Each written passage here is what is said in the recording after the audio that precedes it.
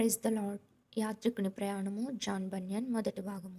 విశ్వాసి, నా సహోదరుడా, నేను నీ మాట నమ్ముటకు కట్టుబడి ఉన్నాను. వాని ఎరుగుదునని చెప్పితివి. నీవు ఎల్లప్పుడూ క్రీస్తు భక్తుని వలె మనుషులను గూర్చి సాక్ష్యము పలుకుదువు.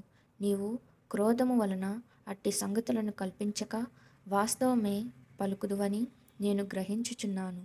క్రైస్తవుడు, నేను నీకంటే విశేషముగా వాని నెరుగని పక్షమందు మొదట నీవలే నేనును వానిని గూర్చి తలంచుకొని ఉందును కాబోలు.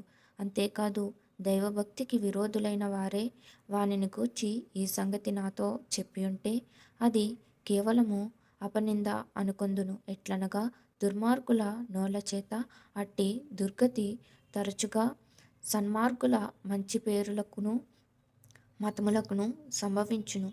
అయితే ఆ సంగతులే కాకుండా వాటి వలె చెడ్డవైన ఇంకా అనేక దోషములు వాని యందు ఉన్నవని సాక్ష్యము చెప్పగలను.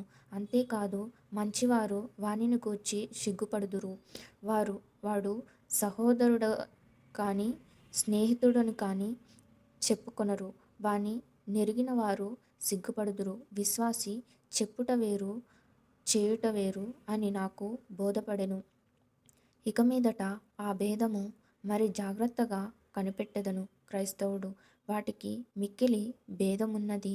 శరీరము ఆత్మలకు ఉన్న భేదము మాటలకును క్రియలకును కలదు. ఎట్లనగా, ఆత్మ లేని ఎడల శరీరము వట్టి శవమే గదా.